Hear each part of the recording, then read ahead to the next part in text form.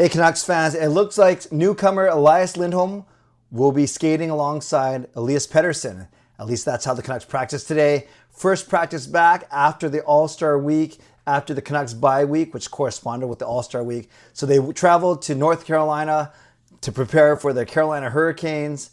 And this is how the Canucks lined up today in their first practice in over a week. It was Miller and Besser with Pius Suter in the left wing, so no surprise there. That line has been pretty good since they broke up the Lotto line. So now, basically, Lindholm takes Kuzmenko's spot on that PD line. So it's PD, Lindholm, and Mikheyev. Then our third line, of course, the amazing Bluger, Joshua, Garland line. And then the Hall Pass line, as I like to call them, Hoglander, Oman, and Lafferty. And the extra forwards were Linus Karlsson, recently recalled from the Abbotsford Canucks, and returning from his injury, Phil DiGiuseppe. So the Canucks actually had 14 forwards at practice today for the first time in a while. On D, the same top six, Hughes and Hronek. It was Cole with Myers, and then Zadorov with Juleson. And that means your extra defenseman is Mark Friedman. Carson Soucy, the only regular player who's injured right now. So no surprises on D, of course. So I think let's talk about the blue line. That's the D. Let's talk about the forwards. And the question was how. I think everyone, as soon as the Canucks made the trade for Lindholm last Wednesday, the question is, where is he going to play? Who is he going to play with? And I think conventional wisdom suggested that they would not put the Lotto line back together. You could always go back to Miller, PD, and Besser in a crunch. We know they played very well on that 5-game Eastern road trip in January, but then kind of tailed off a little bit. And then, of course, anytime you have all your eggs in one proverbial basket, you're going to be a little bit weaker throughout the lineup. So then they put Suter on that line with Miller and Besser, and they put PD back with Mikheyev and Kuzmenko. The Suter-Miller-Besser line has been pretty good. A couple of breakout games. Suter had a hat trick in one of those games. And then the Pettersson-Kuzmenko-Mikheyev line before Kuzi got traded was not bad. Kuzmenko had that one game where he had a couple helpers. Looked like he was going to break out of a slump, but I guess not enough to avoid being traded. And then there were a couple games where Pettersson, Miller, and Besser dominated, but that actually wasn't at even strength together. It was piling up points on the power play. There are a couple games in the recent 5-game homestand where they piled up a lot of points combined, but because they were getting them on the power play.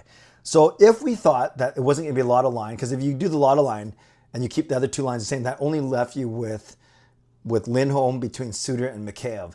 And on paper, it just doesn't sound that strong. As good as those guys are individually, as a unit, I just don't see a lot of potential for a Suter-Mikheyev Lindholm line, and that's what you'd be left with if you kept the Lotto line together. So then I think it was no surprise that Lindholm is skating with PD, Elias with Elias, and it's just a matter then who's going to play center. And I think Rick Tocchet has talked. He's used the word hybrid. He likes the flexibility of having a left shot center in PD and then a right shot center now in Lindholm. So you could literally split the faceoffs down the middle, offense or defense, left side, right side, if you really want to. So, and that's the beautiful thing about the versatility of Lindholm. Unlike Kuzmenko, who is obviously not a center and would only take draws if Pettersson got thrown out of the circle, with Lindholm, you have a bona fide center who's 55%, probably better than PD actually in faceoffs. So you can use Lindholm in the middle. You can use PD in the middle, depending on the situation, depending on the actual, depending on where you are on the ice, what side you are, and what zone you are in. What else can we expect from Elias Lindholm? But we've heard that he can check off basically boxes in a lot of places. When we talked about why it was a good trade, we didn't have to justify it was a good trade, but when we were talking about why it was a good trade for the Vancouver Canucks, it was really 4 things. Second line center, and a right shot center at that. The Canucks did not have any right shot centers. Then he's great in the faceoff circle, like I said, 55% on the year, and that's really, really good. That's near the top of the league. Then he can play on the power play. He's simply going to take Kuzmenko's spot on power play 1, and then he's great on the penalty kill as well. And that's something that Kuzmenko wasn't good at. So I get it. It's not just Lindholm for Kuzmenko. You can't just compare those two guys and what they brought and what they didn't bring to the lineup. I'm just doing a new dance there. And of course, there are 4 other assets that went over to Calgary in that trade. So it's not just comparing Lindholm to Kuzmenko, But when you're looking at how this trade is going to affect the Canucks, hopefully help the Canucks, you do have to look at this season, because that's what the Canucks are concerned. They're not concerned about what Brustevich or Joni Jormo or those 2024 first round and third round draft picks, fourth round draft picks are going to turn out like, because that's 3, 4, 5 years down the road from now. They are obviously worried about the here and the now. So we've heard about Lindholm that he doesn't necessarily create on his own. He's not the most dynamic. He's not gonna be the most amazing playmaker. He needs guys that can get him the puck in good spots. And I think that you think about that, that's Pettersson for sure.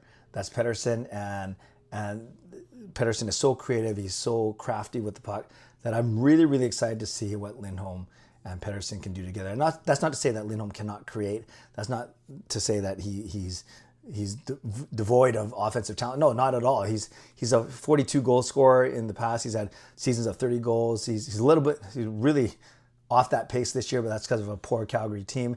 And I said before, last week when they traded for him, that he had his best year when he was playing with some really good players in Johnny Gaudreau and Matthew Tkachuk. Well, Elias Pettersson, I'd say, is a very, very good player, arguably better than those two players. So we will see what kind of magic they can produce together. So I'm excited. I don't know about you. Their first game, not till Tuesday, so we got to wait one more night.